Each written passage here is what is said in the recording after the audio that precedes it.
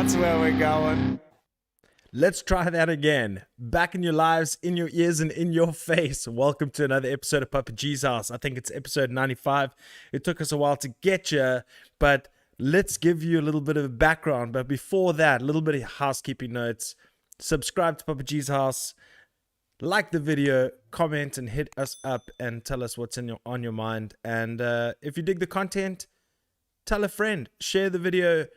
It does us a lot of good. But welcome. Thank you all for joining another episode of Papa G's House on a different day. I don't know if you could... we didn't really announce it or anything like that. We've been having a lot of conversations, going back and forth on what we think we should do and all that stuff. And what actually happened is we tried to pre-record an episode yesterday, fail. We tried to record an episode now, fail. And then we just decided and thought to ourselves, what else are we going to do other than just bite the bullet and keep the live episodes going? But on the other hand, what we've decided to do is we're going to download that content thereafter, clean whatever needs to be cleaned up. We're still going to have our drink and stuff like that. But we are now going to do the live shows, and then we're going to clean the stuff up, upload it for you guys. Ease of listening at a later stage. But we really do dig the comments coming through. So do comment. I know this is a pop-up episode, so I don't expect there to be anybody right now or anything like that. But if you are there and you are listening, hit us up in the chat, because it's always fun to have that little bit of a back and forth. But other than that, it's been an interesting week. I've been super stressed because I didn't know what to do in terms of the pre-recorded and, pandemic and, I sound like a stuck record in that kind of sense. But at the end of the day, I feel it's a little bit different when I'm not doing this live. I feel like there's no pressure. And when there's no pressure to do something, then you don't have, almost the energy to keep going. If there is a mistake, we just got to really push through. It's like that BMT, big match temperament. So here we are again live, even though we said we're not going to be doing live shows. 1 week later, we are doing live shows, which is kind of a comedy at the same time. But I just feel like I've got so used to it in the last 15 months, because that's how long I've been doing these live shows for. And I wanted to change it up, because we sacrifice one evening. Maybe it's Art's anniversary, maybe it's my anniversary, maybe it's my mom's birthday, maybe it's my dad's birthday. Who knows what it is? Maybe it's Christmas. So we didn't want to be able to, kind of like stuck to. I don't know how many occasions I've had to miss certain things because of a Thursday. So what we've decided to do is we're going to just do the episodes whenever. We're going to pull it Rogan style, if you will. But I think that's just for the best. So, hey, dude, when you're keen to do an episode, we'll let you guys know a little bit beforehand on Instagram and Facebook at Papa G's House. And then we'll take it from there. Look, we're not going to expect 1,000 listeners or even 50 on any given stream. But what we'll do is, once the stream is done, we'll chop all the best bits up and chuck it up as an uploaded episode. That was decided not more than 10 minutes ago, because we got so frustrated trying to do pre-recorded shit. And you know what? That's just not our style anymore. So without further ado, the man that used to be in the chat, the man is now on the decks, our trusty producer, Art, who was 50% in making this decision. What's up, my dude? Dang, has it been an interesting couple of days for us, eh? It has been cray-cray. It has been cray-cray. And you know what? And with all of the shit that we had, you know what that means? What? Oh shit! Oh shit! Drink! So we might as well tie that into two. I'm going to drink. Yeah. But for the listeners, we've done Beer of the Week, but we're going to repeat it, but we're going to repeat it in a different style. So this is a little segment we like to call Beer of the Week denied. So we did this earlier, but we did it pre-recorded, and I was just like, this doesn't feel right. Even depending on any circumstance, it just didn't feel right. So this beer of the week is Striped Horse. We were talking about it a couple of weeks ago. I managed to get my hands on some beer, and that beer happened to be some Striped Horse lager. And I thoroughly enjoyed it. I really, really did enjoy it. It was better than any of the beers that I've had.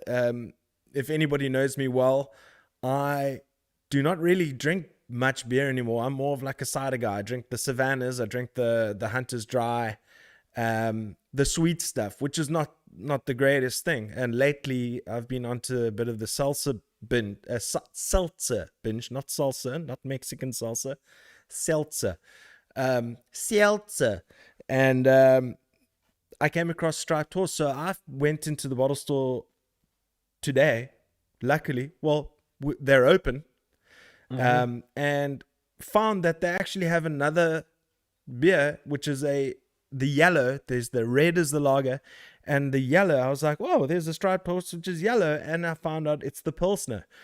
So what's up, Mike Cubic? Oh, we've got the Mike Cubic scale in the chat. That is excellent. Good to have you here, my man. It's during beer of the week. During beer of the week. Yeah, amazing. See, that's the kind of shit. Art. That's the kind of shit that gets you kind of going. When you get that first person in the chat, he's ready to rock and roll. He knows that we're drinking some beer. But Striped Horse Pilsner, it is very good. I really like it. It's nice. It's crisp. I'm going to give it a 4 out of 5 on the Mike Cubic scale.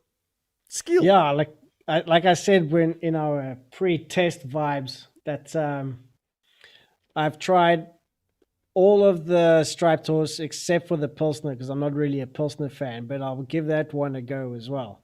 I really need to get you some of my homebrew, made a 6.7% IPA 2 weeks ago. It claps. We're waiting, yes. Bro. We're waiting. Listen, I know we're technically allowed to see people, but it's not yet. What's up? Been a minute. What's up, Josh? Well, it's been a minute, like literally 30 minutes, because we literally just had a round of 18 on PGA Golf 2K21. I'm going to go on a rant about that in a bit, but Striped Horse Pilsner, got to give it a solid 4 out of 5 on the Mike Cubic scale. I really, really like it. So what we didn't mention is, obviously, I didn't want to do beer of the week when we're doing the show remotely, because Art doesn't get to post his score. But in order to keep things going and whatnot, I said, hey, the default is Art. So I'll do the beer of the week and keep my score as we go. And the same can apply to you. You can get a beer of the week and I'll have to catch up. So you're going to have to do a Striped Horse. It's going to be one crazy episode where maybe get to catch episode up. 100. We're going to have to get some in-person interviews and all that kind of stuff for episode 100. We've 5 episodes away. So that's going to be a big episode. We may have to do some pre-recorded shit ahead of time, and then when we go we'll live, have to get Mike's IPA in for episode 100, because it's in honor of the Mike Cubic scale. Yes, absolutely. And if anybody doesn't know what the Mike Cubic scale is, it was developed in Galliesburg in 1983, and we've been following it ever since. But yeah, absolutely. It's fun to know that this show is going 100 episodes. I really dig it. See, now that's what I love about it as well. Everybody getting, chatting to each other in the chat. That's the kind of stuff that we miss when we do this stuff pre-recorded. So I'm glad we made that call. But on to the next, man. How's your week been? My week's been pretty crazy, dude. It's like another episode in the saga of purchasing the house that the seller last week wanted me to rent out the place before moving in. Mm-hmm. And now he's pressuring all the lawyers to hurry things along. But it's like, what can you do? I mean, it's in the hands of the deeds people, and they were off today, and not sure when that's going to happen. So looking at. So I know I've said this before. So basically, you're still trying to rent out your house to yourself. he's trying to rent my place to me before I take ownership of it. Nice. But you know what? I just hope eventually you'll get over it and get through because like I said earlier, I think it may be a matter of the guy thinking to relocate and he wants to finish all this business before they move on to the UK or somewhere in possibly. Europe or the US or anything like that. Yeah, it's possible. I mean, anything's possible. It could be he wants to relocate. Maybe he's bought another place and he was hoping to sell this place to get it out of the way. Now he's paying for two places. I mean, it could be either story. Okay. But we'll see what happens. Sweet. Yeah, but that's just been my week, man. And there's like shit news that happened last night that woke up to this morning. Yes. So before we get to that, I mean, obviously we want to spend a little bit of time on that. But must say earlier today, I mean, I've been playing this golf game on PlayStation for a while, and I play with Josh, Ruben, Josh's brother, and then I play with another guy, Ross. And I've had the game for so long. I've played a career and all that kind of shit, but I keep getting worse. I keep getting worse, dude.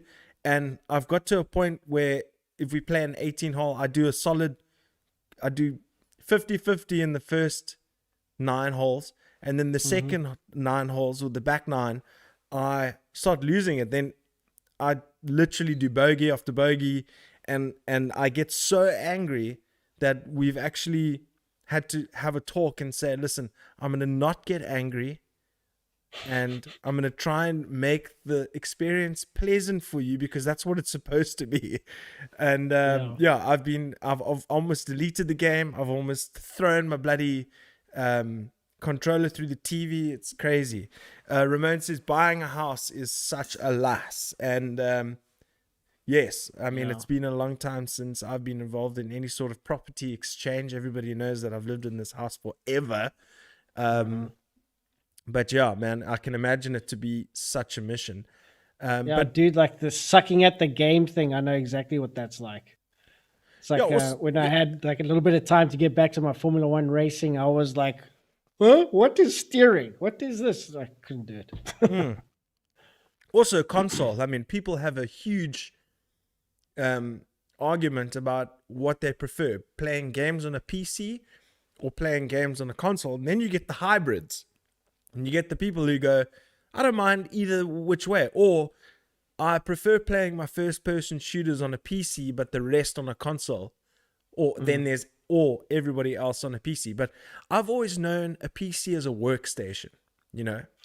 Yeah, I'm more leaning towards the console vibes because it's easier. With a PC, you got to get this, you got to get that, you got to get this. You've got to spend 50 grand before the thing can even handle the games that are made. Yeah, exactly, dude. I mean, it sucks ass. So like, I'm all up for console games. It's just so much better for me. I mean, there's so many peripherals you can get if you're doing racing games. You get a seat and pedals and stuff and whatever. But like, get that, get the game. Get a video card, get a sound card, get this, and that. And if you're a hardcore gamer, the PC is the way to go. Yeah. But if you like, casually enjoy games and stuff, I don't see anything wrong with the console. Nothing. Sure. No, 100%. And what do you say? The game I'm playing at the moment is Guns Up in an alliance where we are number 13 in the world. Very proud of our achievements. That's crazy, dude. 13th in the world. That's crazy.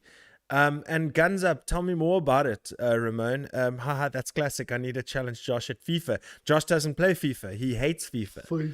FIFA. So sorry. Funny enough, every time I go to Cash Crusaders, I go look for CDs and whatnot, and there's always like a million FIFA games there. Always. Yeah.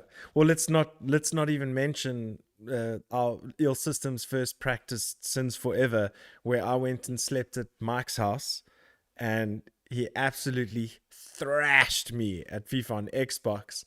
And my excuse was Xbox, not PS. Okay. I'm not used to this control, bro. Meanwhile, it was 14,000 beers later. And there you go. Yeah, no, for sure. But I get super angry. I'm trying not to, because you know what, the one thing is, that a lot of people say, hey, dude, you've got a podcast and you've got a platform. Why don't you post your gaming stuff? You seem to game a lot. Dude, I don't consider myself a gamer because you got to be pretty decent at gaming to call yourself a gamer. I suck at everything. I just enjoy learning everything, basically. But I just enjoy racing games. yeah, well, I mean, I love that as well, but I need to let everybody know that it is official that I have, with the help of my what is it, Vault Hunter, is I have officially now finished Borderlands 1, 2, and 3 on the co-op campaign with my buddy Josh. And it was so cool, very frustrating at times. I only, for a lot of people who don't know, is like those games are so involved. So if you miss something, you can be hindered right throughout the game. Like for instance, all the SDUs on the left hand side are certain for your guns and all that kind of stuff, but there's one on the right that is for your backpack that you can hold more shit to sell to get more money to buy new shit. And I never even saw the thing on the right because I just had no peripherals. And the whole game, by the time we got to the last story, he was like, what color is your backpack SDU? And I was like, green. It's supposed to be purple, which is like, so you learn new things in games and the idiosyncrasies and the little finer details. And that's what is something like, I don't like playing those huge games because the one game, I think it was Far Cry, I was just spent 3 hours looking for a blue leaf. Oh, no. Those games are crazy. No. Guns Up is basically a strategy army game. Very fun on PlayStation and PC. It's free too. You should try it. It seems simple at first, but it requires so much skill. Yeah, you see that those are the type of games that just go straight over my head. Yeah, that was a good night. Many beers from Mike. Amazing. So you saying you dig the console better, but you've never really been involved in it? No, I know loads of friends who play games on computers and stuff, but and I started by playing games on computer. Like the first game that I really like sat through and tried to complete from beginning to end on a computer was Tomb Raider 2. The second Tomb Raider game. Yeah, see, I never got into those games at all. It's crazy. Yeah, and then I've got the last one that came out. Tomb Raider something, blah, blah, blah, blah. But anyways, I still have to play that, and it's like 2 years old now. So I've had that for ages, and I haven't even touched it. But I really want to get the F1 2021 game that's released. I want to get that, and waiting for... Do you think I should buy it? What? And then when you come here, we play it together. Yes, of course. Is that a requirement now? Because I've got the F1 2020 game, but I haven't played it yet because it's only a demo. And somehow I've got something against playing demos. Yeah. Dude, the game is so rad. I mean, like the career mode in Formula 1 is really cool. Like you start off as a rookie and you join like one of the lower teams. But you're not doing 72 laps, right? No. You can set it to be a 5-lap race or 10 or 15 or 35 or a full 72 if you want to. You can do the whole weekend. You can do final practice 1, 2, and 3, qualifying and the race, and you could do like the full thing. So you do the developing, you're learning the track, you're changing out. Yeah, I mean, I see there's the whole option of soft tires, hard tires, DRS, the whole bang shoot. No, you just go for just take the recommended one and go. It's rad, but it's cool. And like if you do each practice and the qualifying, you obviously get experience points. You get experience points, but then you also get like a reputation. And then halfway through the game, you get offered a seat with a better team, and then you could end up being with like Ferrari or Mercedes or whatever, challenging for the championship. And you can do like multiple seasons and stuff. It's rad. No, that sounds awesome, dude. Sounds wicked. That's cool. Dude, the worst is Ark. I love it, but hate it. Is this Ark Survival? I'm assuming. I love it but hate it. You spend 1,000 hours building a base and taming dinosaurs. The next morning, your tribe is wiped. Thank you, come again. Thank you, come again.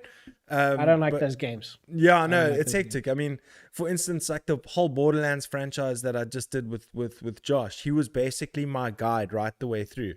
He would be like, okay, I mean, obviously everybody knows to follow the diamond for the next thing, but when it came to like Borderlands, especially, it's like, oh no, we don't have to do those missions right now. Let's do these side missions first because that's a main mission, and this and that and the other. Where would I have even thought to even follow that?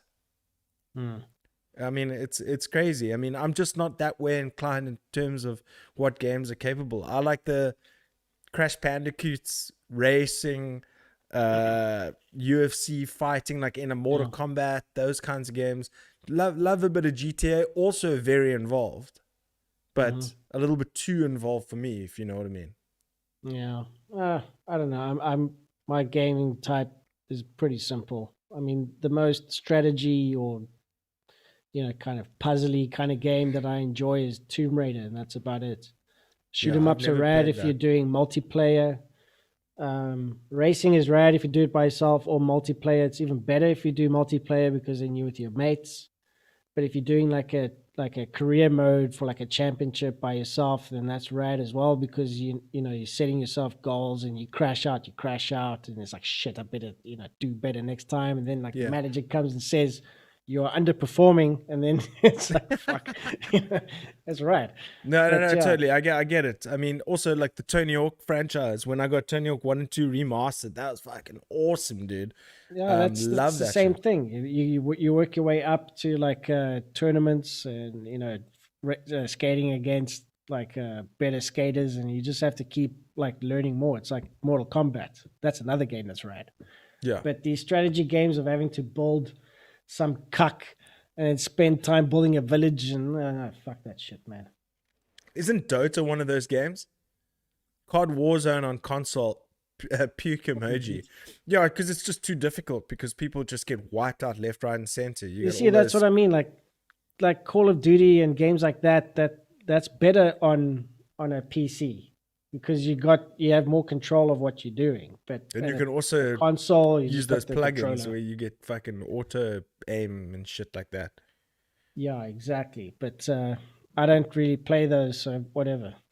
Yeah. But it bothers me. I mean, like I've just downloaded Call of Duty 4, and Josh was like, "Dude, just come play with me." And it's like there's nothing more frustrating than playing a deathmatch where you die 30 times and you kill one person.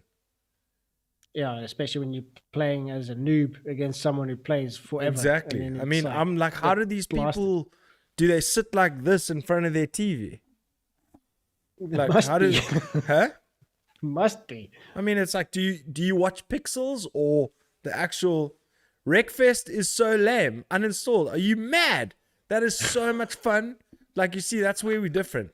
I love Wreckfest. I played Wreckfest today. I finished, I got halfway through my career on Wreckfest on the weekend. Love that shit.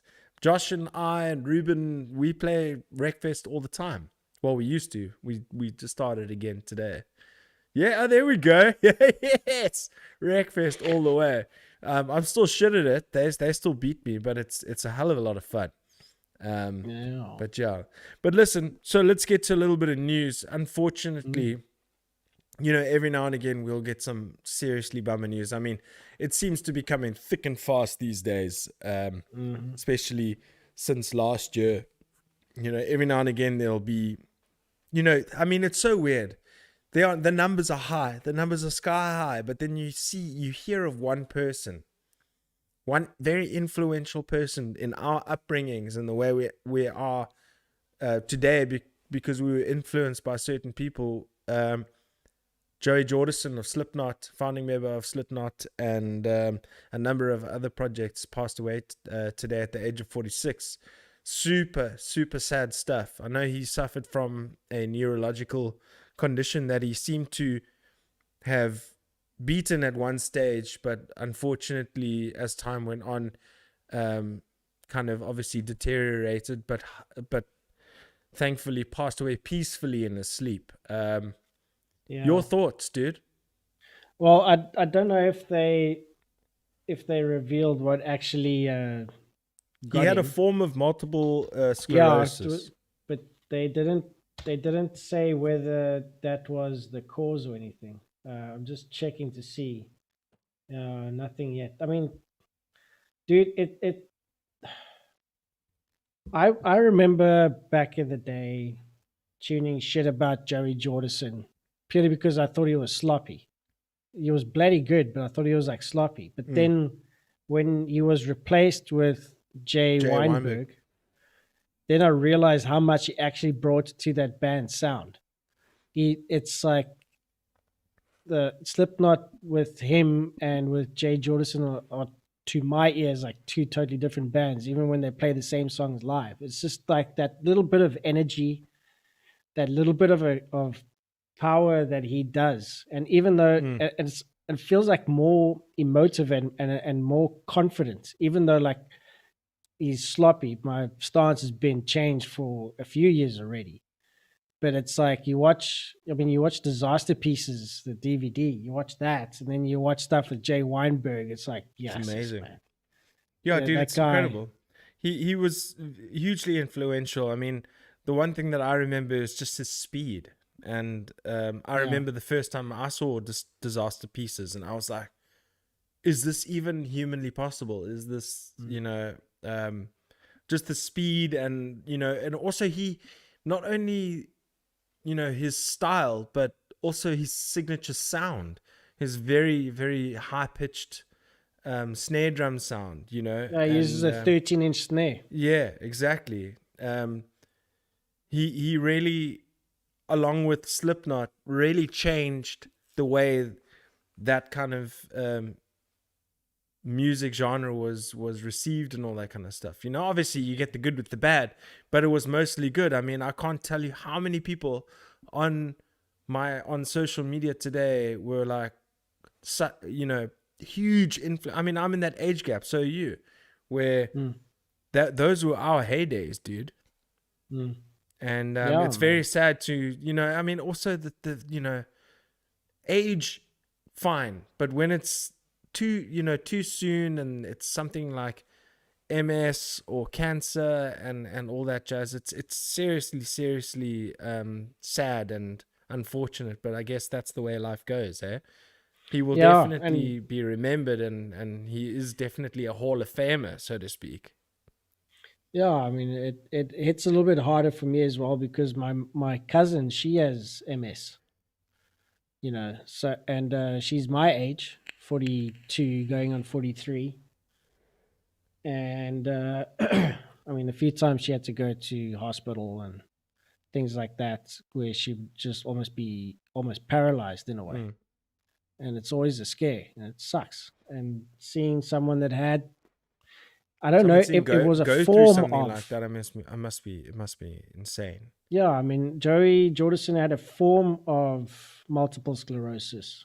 I don't think he had MS. No, he didn't. No, I said a form of MS. I didn't refer to it as that. But even though it's like, even that, I mean, it just makes me think of my cousin, which kind of sucks. But I mean, she's been doing well for the last couple of years. She hasn't had any episodes or anything like that. So holding thumbs. But yeah, for sure. I mean, everybody gets different kinds of levels and all that kind of stuff. But yeah, definitely strength to your cause, man. I mean, it's insane. Acute transverse myelitis.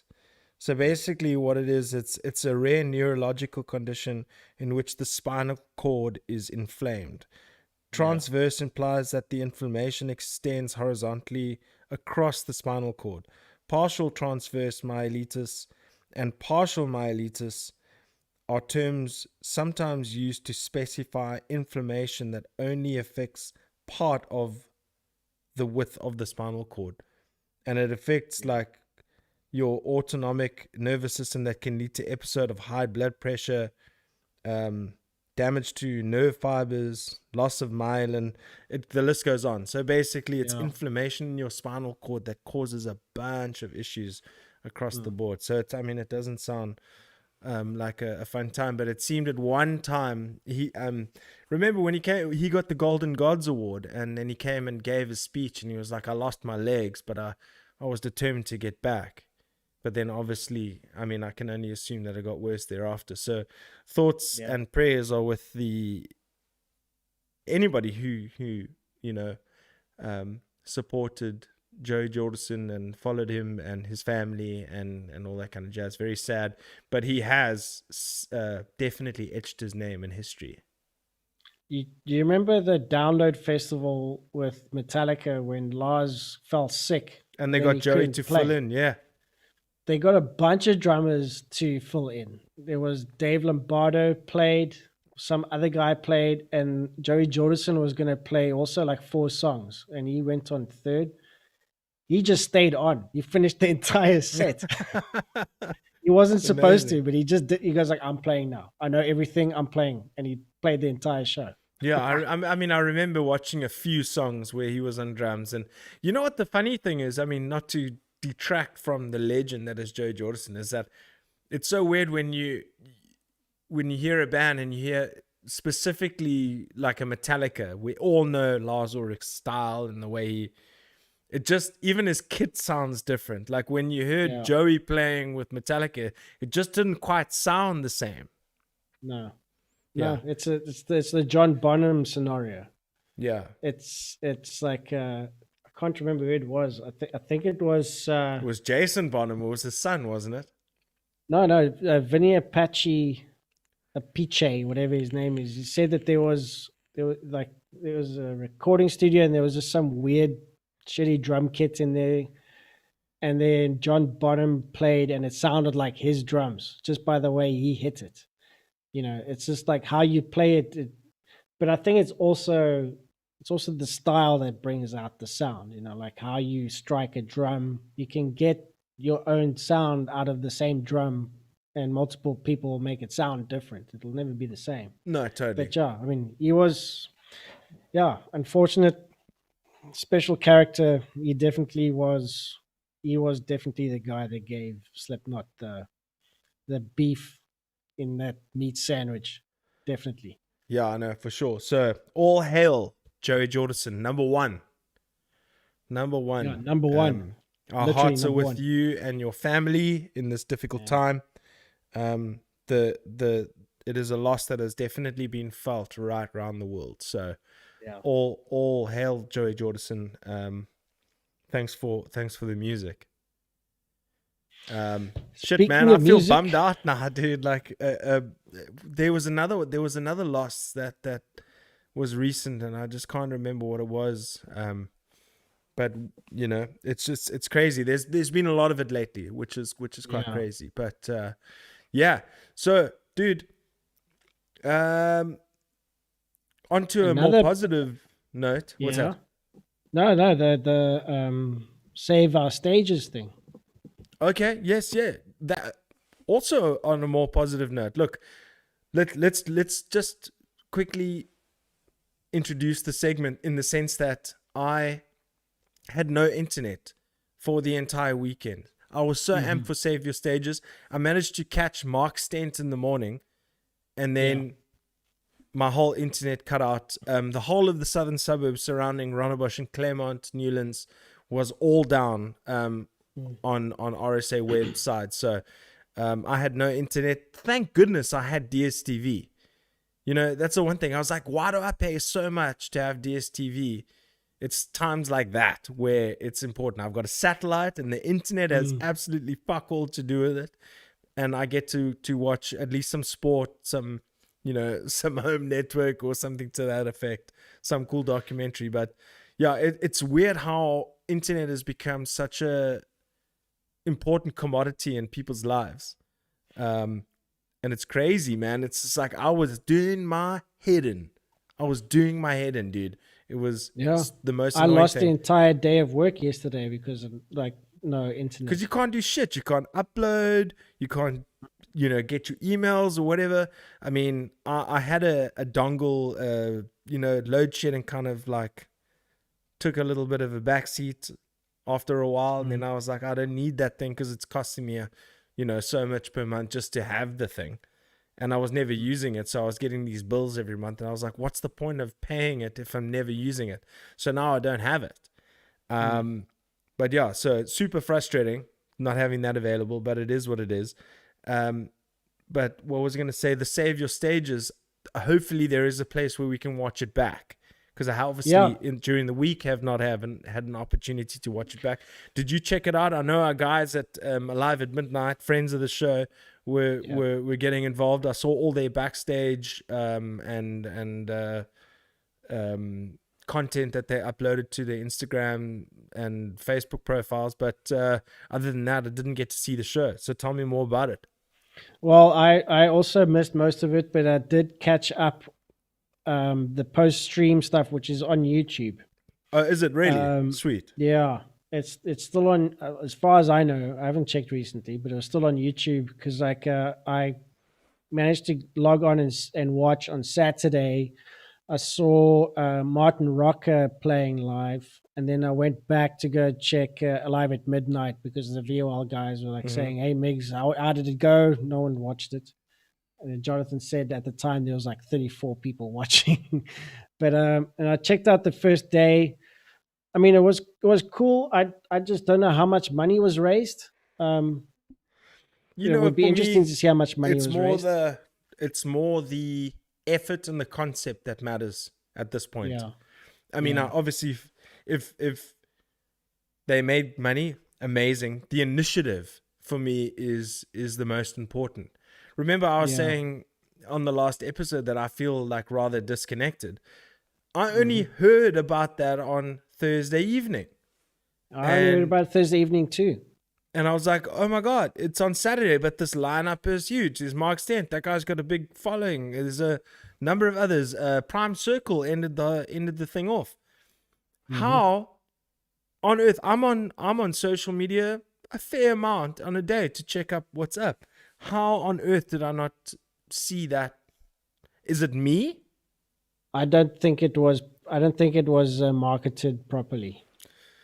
Because we only found out when Carolyn was thumbing through Instagram and saw a story from Francois van Kirk saying something about it. And we were like, "What? What's this?" And then that's how we found out about it. She didn't see any posts, no paid for posts that are in your thread, nothing. You just heard it from other musicians. Yeah, I didn't hear about it at all. But glad that look, I wouldn't have been able to watch it regardless because I was at home and I had no internet. But luckily, I've got lots of time after this episode where we can recap it. Because I'll watch it post because apparently it's available, which is great. But a great initiative nonetheless, dude. I mean, I saw the stage, I saw photos of the rigs and all that kind of jazz. And if it went off without a hitch, that's amazing. And I hope they do more because in the greater scheme of things, do we see things improving to a point where there is enough attendance at a venue for artists to make a living? No. Okay. So that out of the way, Julian Emden says, I only saw Alive at Midnight hyping it. Exactly. I mean, that's the only way I find out about it. So first of all, kudos to Alive at Midnight. I don't even know what you guys are talking about. What is this? I mean, yeah,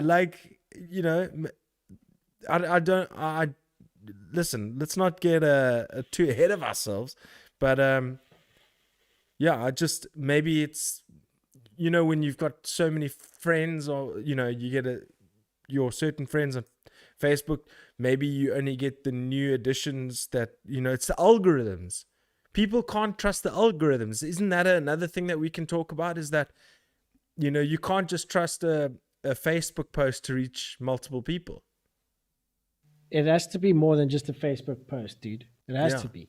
Well, that's another thing. It's like, I don't know what they did with marketing, but as you could see by Ramon, it was poorly marketed.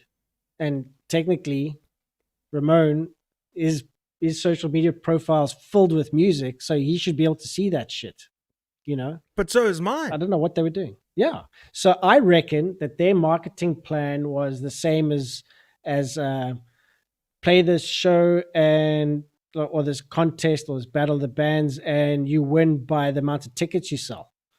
So it's like relying on the people playing to push the thing. Okay, wait. That's I don't what I want to think speculate happened. because it really is a good initiative. Okay, It is a good initiative. Let's pull but they ourselves should in have quickly. We're put not more trying effort to. in.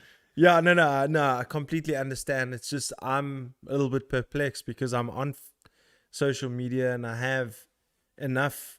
I follow Prime Circle. I follow all these people. I only saw all the stuff after the fact. The only pre-fact was live at midnight. But we digress like heavily. It's a seriously rad initiative. So I think what we should do is between now and next episode, once again, subscribe to Papa G's House, like the video, hit us up in your comments, in our comments. Also, guys, in the live chat, hit us up in the live chat. I mean, in the comments. If you're in the live chat, hit us in the comments and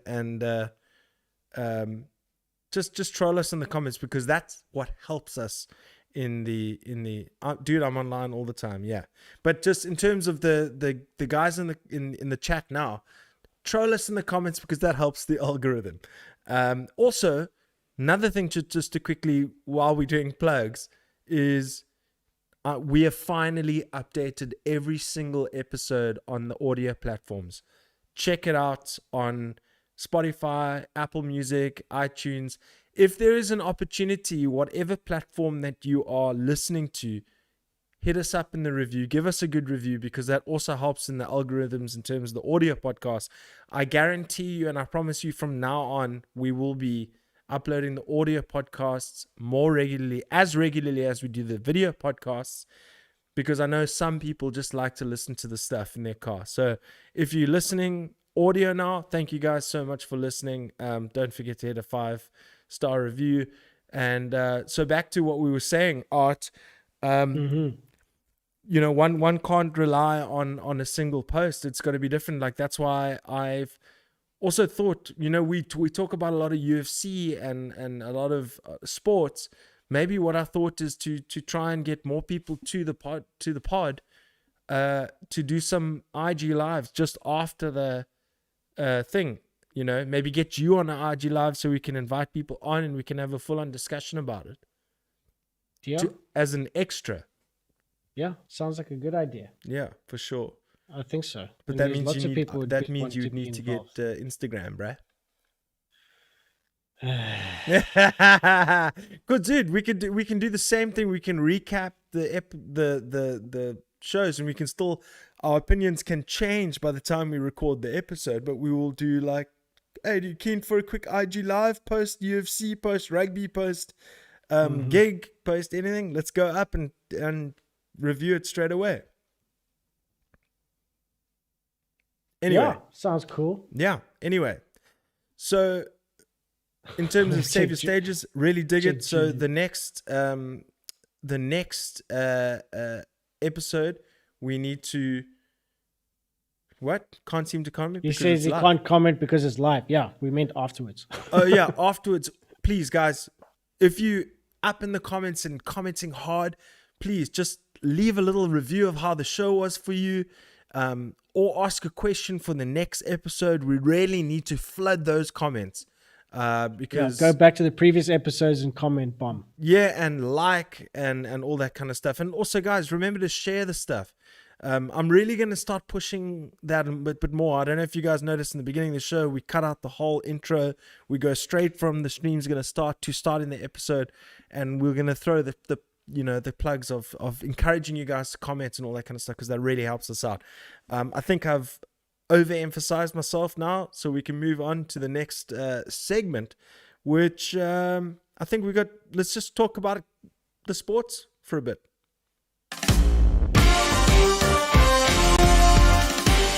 Yay, sports. All right, so this is the sports update for this week. What we're going to do is we're going to keep it nice and short, concise, because there's been so much sport over this weekend that we can't actually cover it all because it's just been ridiculous. So the first thing I'm going to start with is the Springboks lost to the British and Irish Lions in a very lackluster performance. where I'm very unhappy about it. I'm hoping that they're going to come back and win the next 2 to win the series. Other than that, very unattractive rugby. Very disappointing to see the way things have been turning out. There's been Twitter wars between Warren Gatlin, Rusty Erasmus, and the board, and TMOs and all that kind of shit. Just really badly run competition that is rubbing me up the wrong way. So let's hope there's going to be some attractive rugby next week. But that's it from the rugby point of view, because I'm not interested. In terms of the do you like that? I love it. You like that. So in terms of the rugby sevens, the Blitzbokke couldn't even get a podium at the Olympics.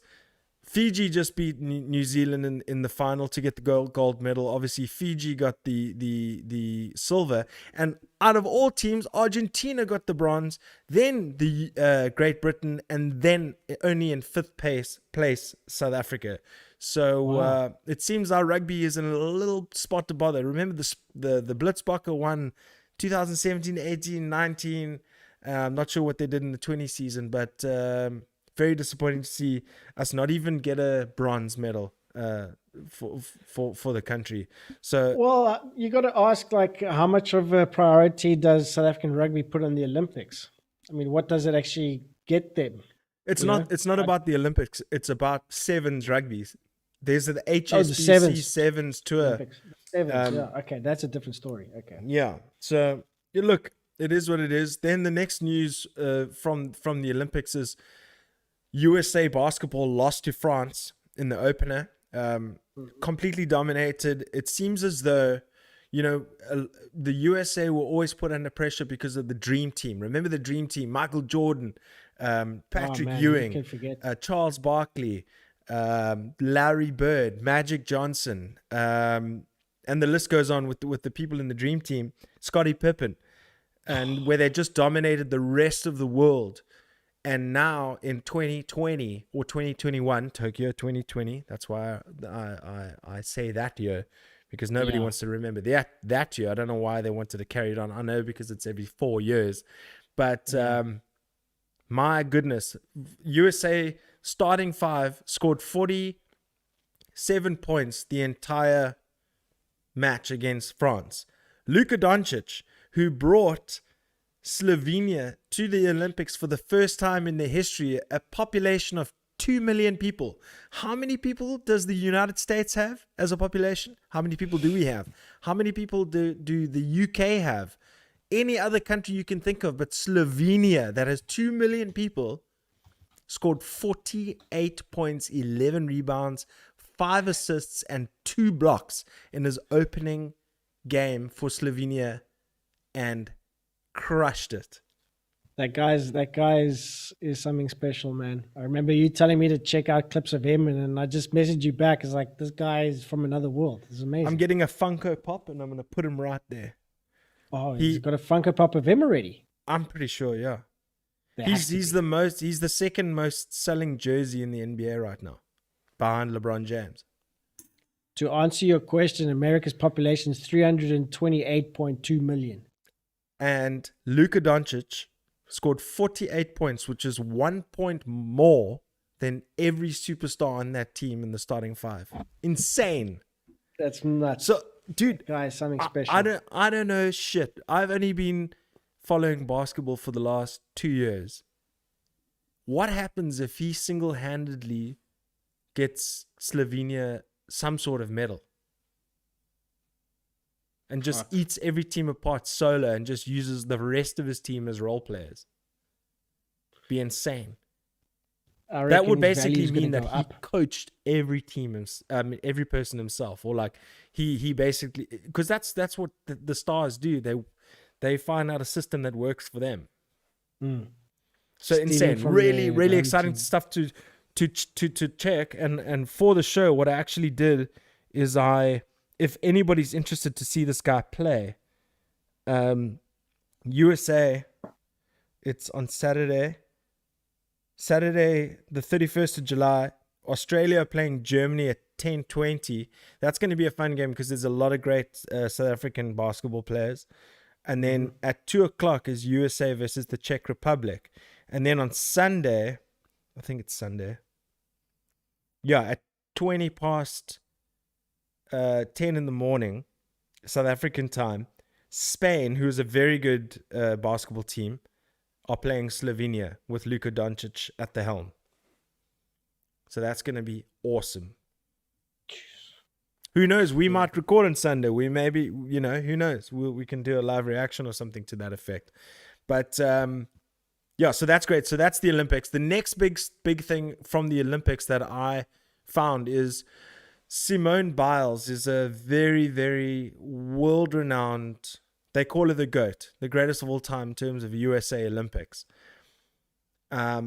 Big story, huge story. No injury, no nothing.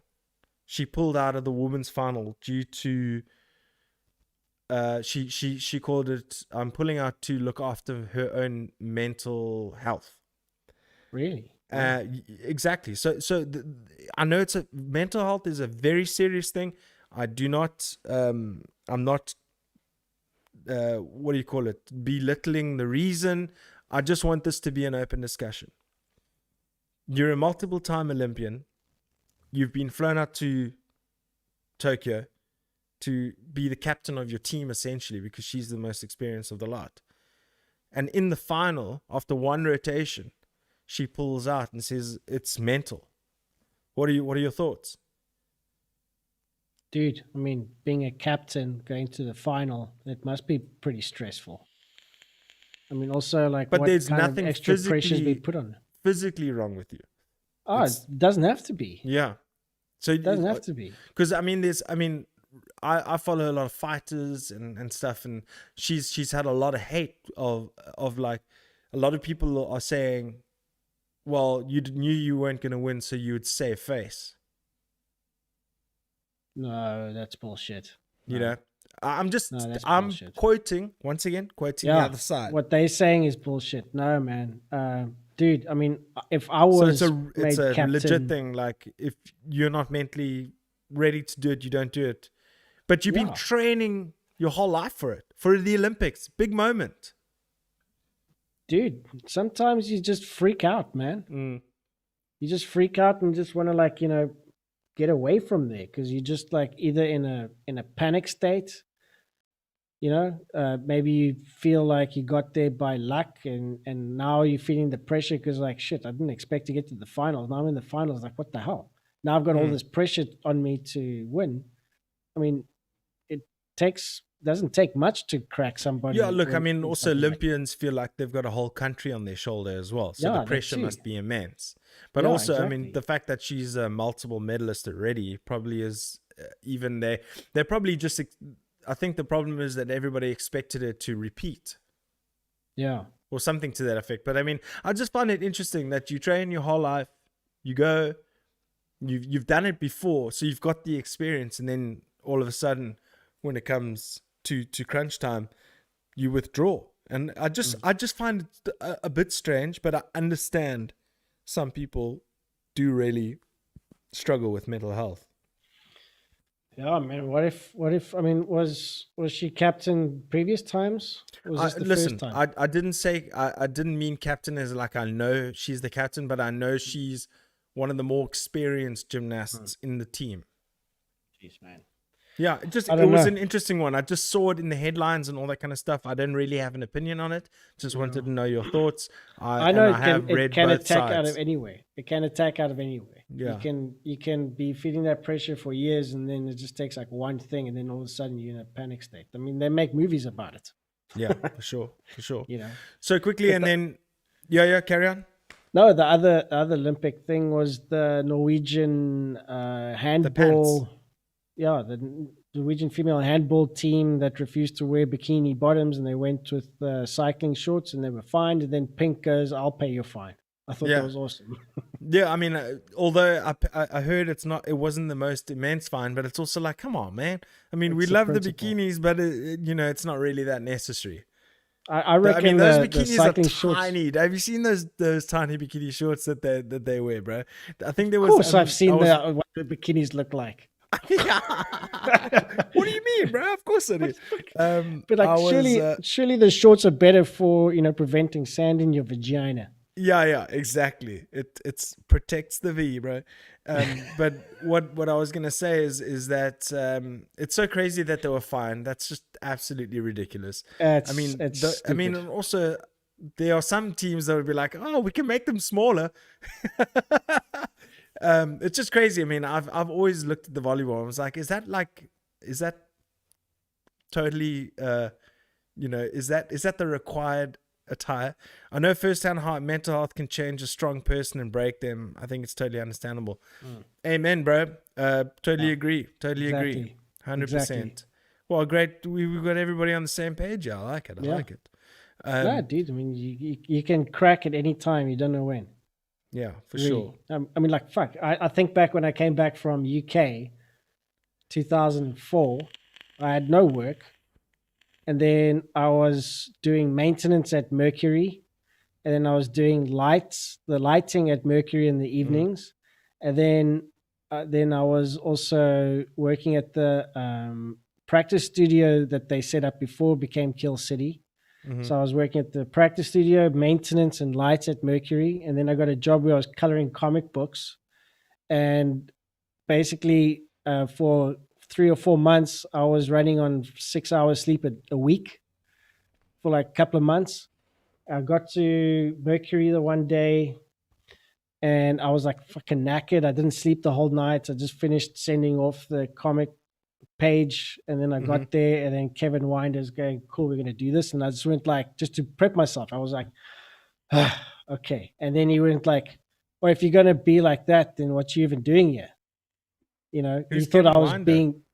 he thought I was being a bit, like I don't want to be here. But Yeah, I was just like, going, oh, this is a loss. I was like amping myself, And then he said that, and I totally cracked. And then he said like, "Shit, what's going on?" It's like, dude, I haven't slept. I've been doing this, been doing that. I've been working, and his eyes like shot up. He was like, "Okay, fuck, go to the bar, get a Red Bull, lie down on the couch, go home, and if you want to come Lie back, on the come couch back." after a Red Bull. I think you got that the wrong way around. Yeah, but he gave me a Red Bull. Says just lie down, relax, calm down, because I was like shaking. My nose started bleeding. God. Fuck.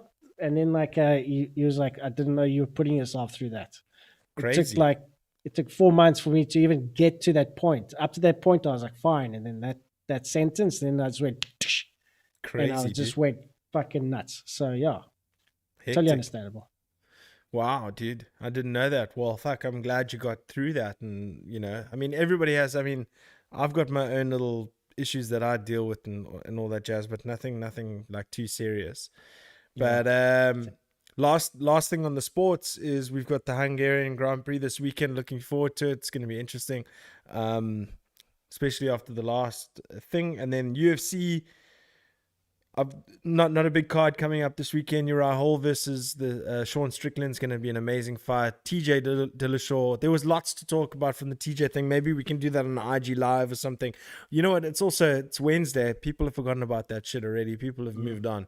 But I did watch the Sandhagen and Dillashaw match, and I thought Corey won. You think Sandhagen won? I think Sandhagen won for sure.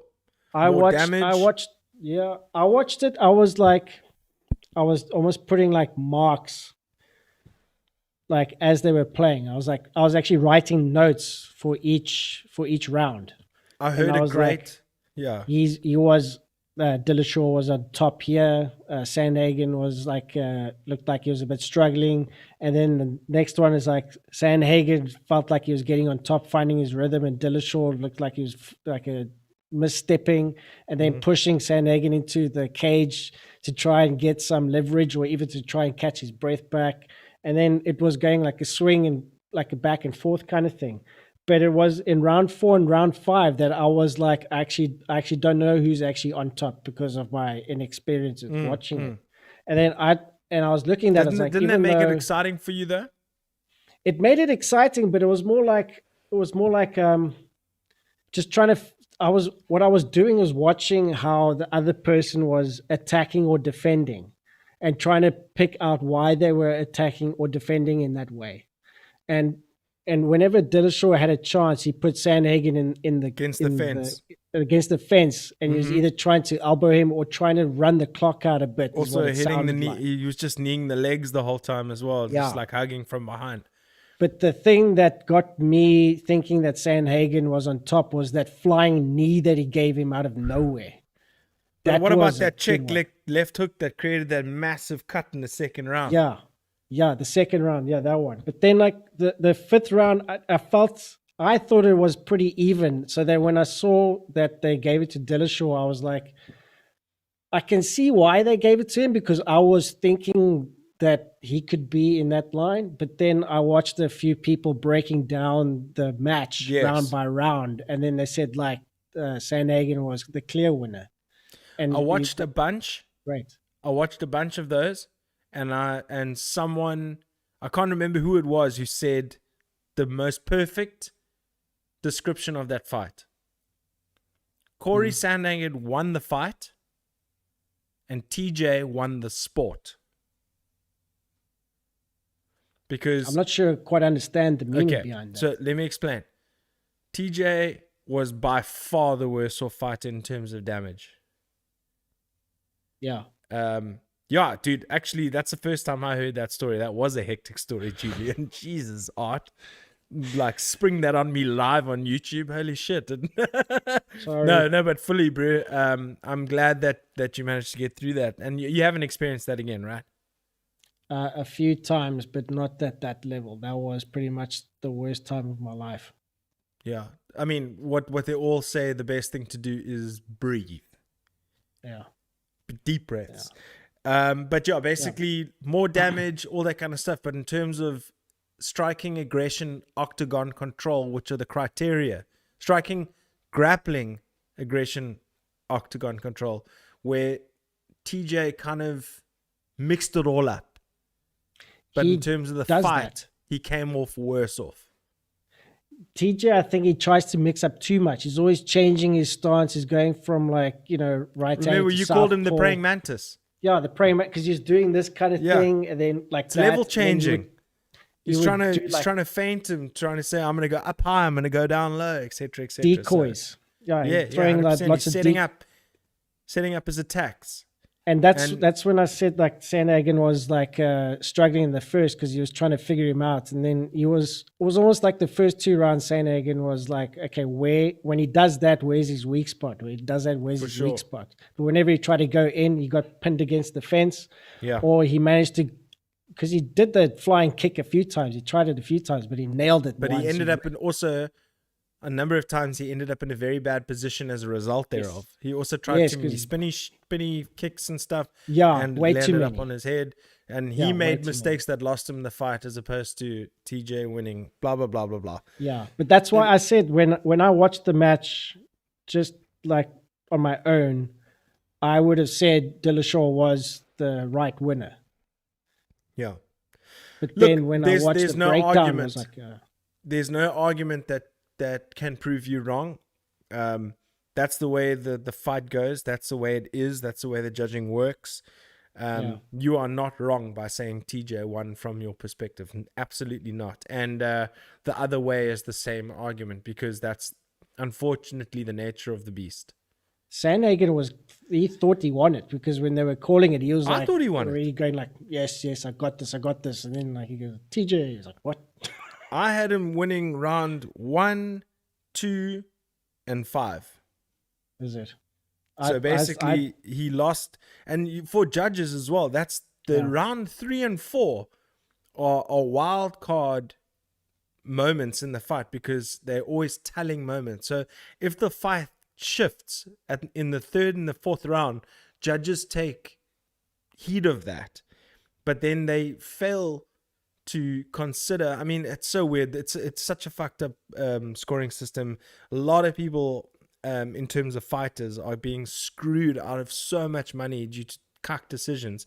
Because I mean, there were other fights on that card. Miranda Maverick versus Macy Barber for one. That's what I was gonna say. That's exactly what you said. Now happened. Miranda Maverick won that fight, dude, hands down. The third round was where like they were trying Macy Barber turned it around, but that was the only round she won in the entire match.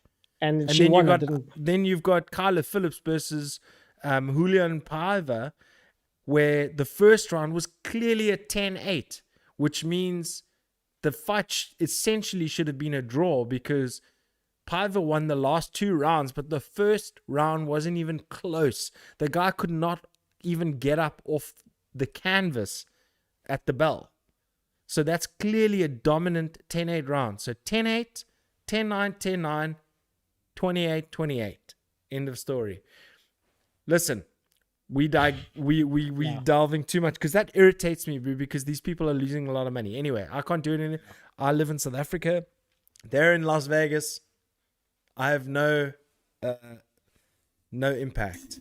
It's just frustrating. Anyway, so that's it for the sports.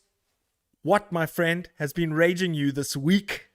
This is Outrageous. God damn, I hate it. Okay. What is outrageous this week? Number man. Okay, 51. 51. Okay. This is a good one. This might stir some debate. Lyrics with all the things and in my head in it. In my head. No, I don't. That's in your head. Well, just in my head. Like lyrics, songs that have the lyrics in my head or all the things. You know, it's like it sounds very punk rocky. All the things that you said. You are still in my head. It's a very pedestrian phrase. All the things in my head. Because it's so generic. The first song I wrote about. It's starting a song with I. And when I was writing music, I didn't want to start a song with I, as in referring to me. So that was I wrote one let's song. leave the songwriting to somebody else. I wrote one song. Terrible. And the lyrics I had in my head and all the things that you said, I had those in my lyrics. But that was the first song I ever wrote. Yeah. So when you hear bands on their 5th album and they're still doing that, it's like, come on, man. Yeah, I mean, listen, sometimes if you're trying to tell a story, it has to work, but it's very pedestrian and cliche, I would say. But there are some bangers that probably you would be able to get away with it. With probably the first songs that ever did that. So all the things, not all the small things, because it sounds like you're taking a jab at Blink-182, because it's like every Blink-182 song. Yeah. Because I just want to, in my head, there isn't in my head, all the things, not all the small things. But yeah, dude, I feel like I Feel You is a worse lyric. That's also a Depeche Mode lyric that they get a pass. Yeah, I feel you. Oh, but dude, besides the 51 and the stupid lyrics, I did have actually something that raged me hard this week. Okay, tell me. Super hard. That the lawyers that are on nose breathers, the ones that don't have their masks over their nose. That's one. Sorry. Oh yeah, okay. Second one, but the lawyers that are doing my part of the deal, they said, "Can you sign these 2 pages that the bank had to update the figures?" So just print it out and sign it. And I'm like, I don't have a printer. I have to go to a shop to print it and then sign it and scan it and send it. So I was like, okay, fine. So I go find a print shop, and I'm hustling because I'm still working and the internet's down. So I'm trying to do as much as I can, you know? So like, I don't know when it's going to come back. So I go to the shop, print it, scan it, send it through, or sign it, send it through. And then she sends an email. It's like, can you sign it again? There was an error on it. So I'm like, what? Bullshit. So I was like looking at the 2 and I phoned them. It's like, where's the difference? It's like, there was just one misspelling. And then I went to do it and I sent back a letter. I'm going like, basically I shat them from a fucking height, because I was like, it's from like a dizzy height. I have to go out to a shop to print this stuff because I don't have a printer.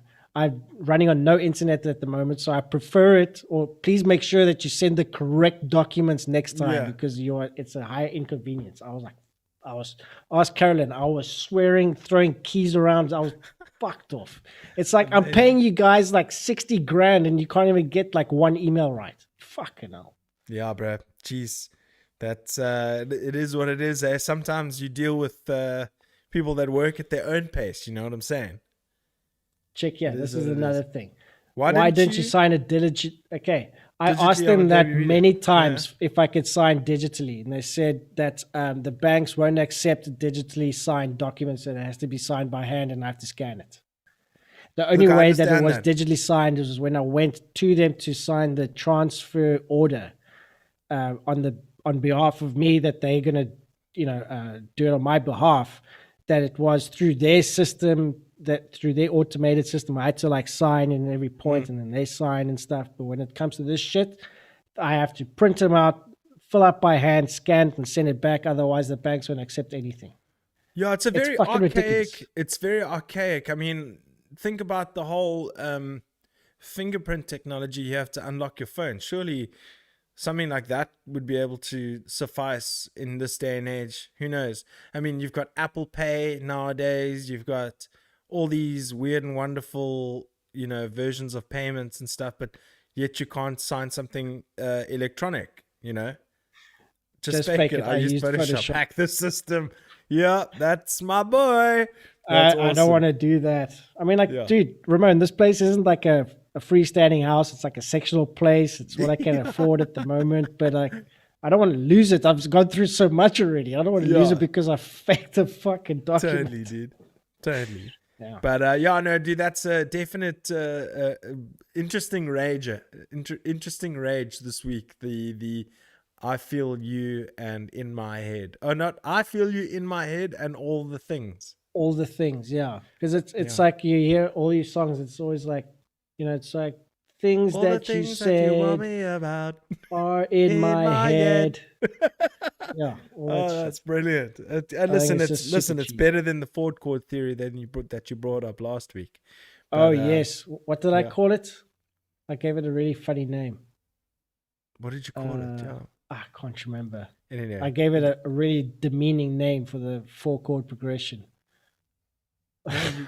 No, you called it the F1 palaver and then the 4-chord something. Oh, shit. I don't know. Whatever. It is what it is. It's been a fun show, dude. Let's just recap the fact that we were going to start doing pre-recorded shows this week, and then we got so frustrated yesterday and today trying to do a pre-recorded show, and we were like, no, we know the live. It works for us. So if anybody experienced any sort of technical difficulties on their side, from our side, please let us know, because I don't know, I just get I get more of an energy when I know people are watching and I know that they are commenting and interacting with us. So this is the way it's going to be. We're going to clean it up and all that kind of stuff and upload it as a full episode. We'll still figure out the logistics with all that kind of stuff. But why do I always snack when I watch a show? There's something subliminal going.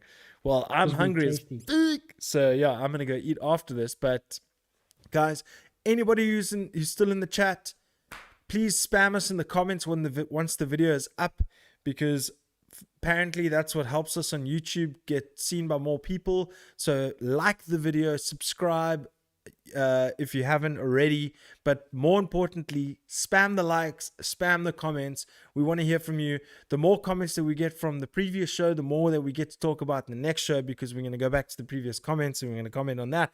But more importantly, stay tuning in.